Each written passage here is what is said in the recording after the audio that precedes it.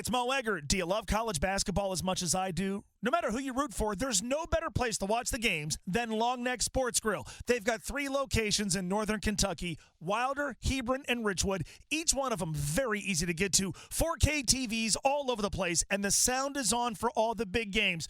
Don't forget about beer. No place has a better selection, and of course, you've got to try Long Neck's wings. Their menu is awesome. Long Neck Sports Grill, a college basketball fan's heaven. Stay late, come often.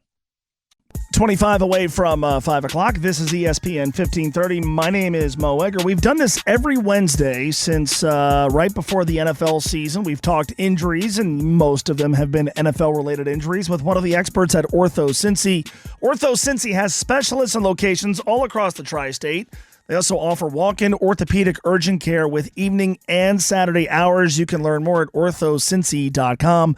That's orthocincy.com. I wanted to address some Reds offseason injury questions, and so I thought I'd bring in Dr. Jonathan Slaughter from Ortho Cincy, again, orthocincy.com, to talk about Joey Votto and Tyler Stevenson specifically. Those are 2 guys who had their seasons cut short last year. Joey with rotator cuff surgery. During the rotator cuff surgery, they discovered a bicep issue as well. And so let's start with that. Your estimation, the surgery was done in August. We are still 7 or so weeks away from opening day.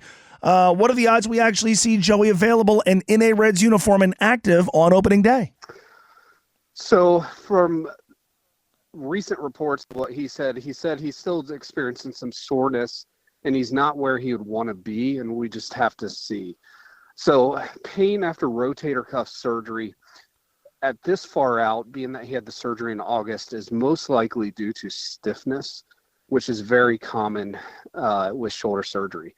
And so he's going to have to continue to really rehab to work that motion, work that stiffness out, and start building strength back to hopefully get through the pain and discomfort and soreness and inflammation he has left.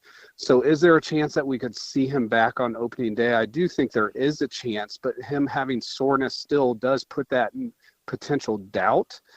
But it's not surprising that he's still having soreness. With rotator cuff surgery, most people will tell you that they don't start to feel almost 100% normal until 9 to 12 months after surgery, because the healing process fully takes a good 9 months to get full healing after the surgery. Give me an idea of what you believe his offseason has looked like. How's that rehab played out? So the biggest thing with rotator cuff surgery is you immobilize it to get the initial healing of the rotator cuff.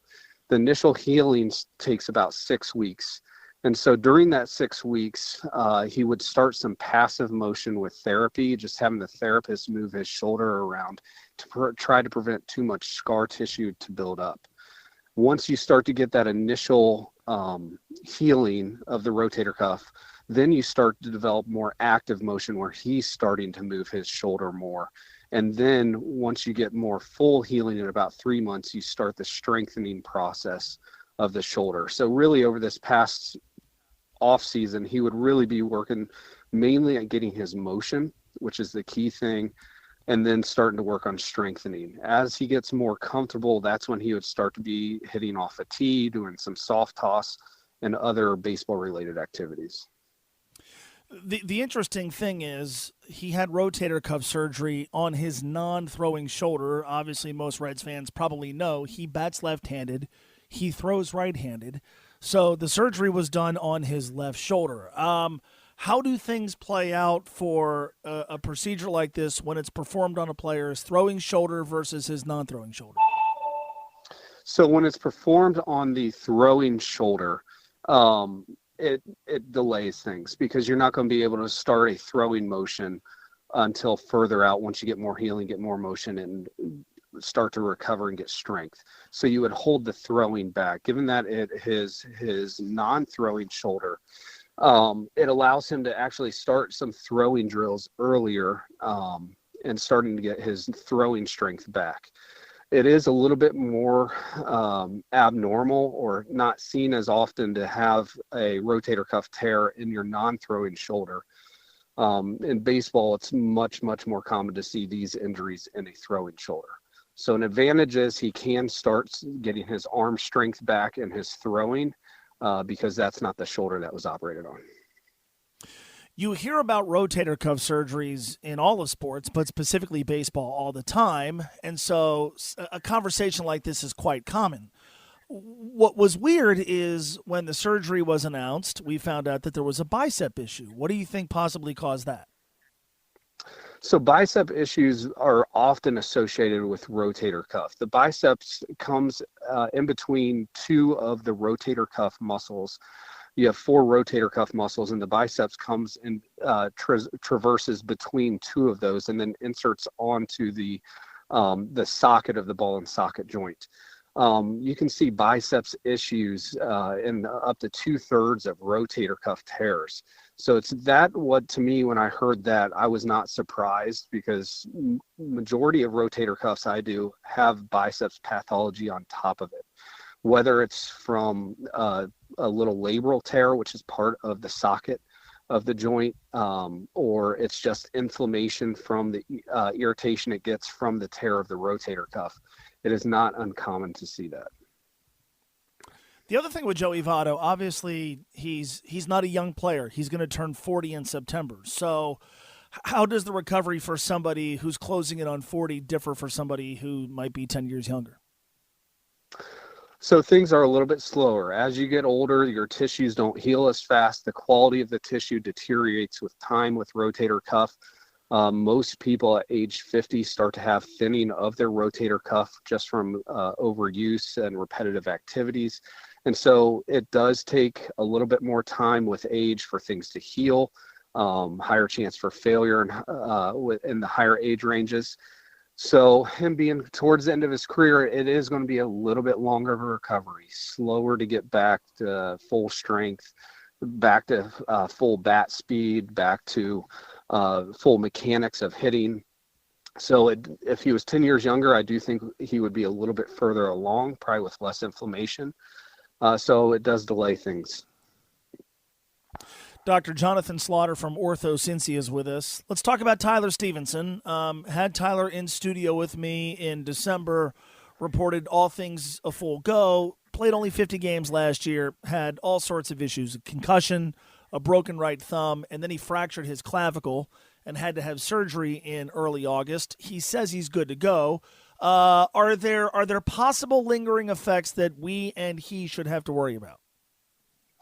As long as his clavicle is fully healed, I would not expect anything significant to be lingering from the clavicle issue. Same thing with the thumb. As long as that bone is fully healed, I would not expect any lingering issues, which is good. He just unfortunately had some bad luck last year with the injuries that he sustained. I saw people wonder about the chest protector. I don't know about that. Give me an idea of some things that can be done to help prevent a re-injury.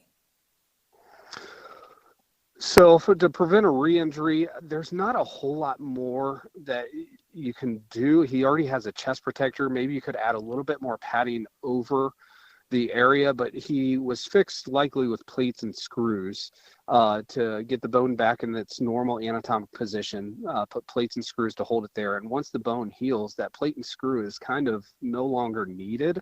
We keep them in unless they cause irritation or anything. So it might the plate itself might provide a little bit of protection to the bone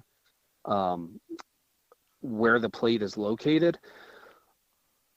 The biggest thing to prevent clavicle fractures, the most common mechanism to get a clavicle fracture is not really a foul ball directly off of it, but a fall directly landing on your side of your shoulder that causes a compression into the chest.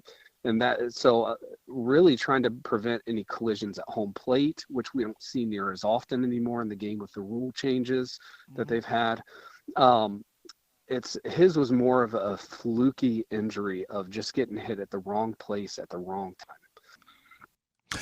It's Dr. Jonathan Slaughter from Ortho Cincy, orthocincy.com. I say this all the time. What we love about Ortho Cincy, they've got specialists and locations all across the tri-state, including walk-in orthopedic urgent care with hours in the evening and on Saturdays in Edgewood and Eastgate. Most definitely easier and cheaper than going to an ER when you've got an urgent orthopedic injury. Go to orthocincy.com. That's orthocincy.com. Hey, it's Mo Eggert. Do you love college basketball as much as I do? No matter who you root for, there's no better place to watch the games than Long Neck Sports Grill. They've got 3 locations in northern Kentucky, Wilder, Hebron, and Richwood. Each one of them very easy to get to. 4K TVs all over the place, and the sound is on for all the big games. Don't forget about beer. No place has a better selection, and of course, you've got to try Long Neck's wings. Their menu is awesome. Long Neck Sports Grill, a college basketball fan's heaven. Stay late, come often.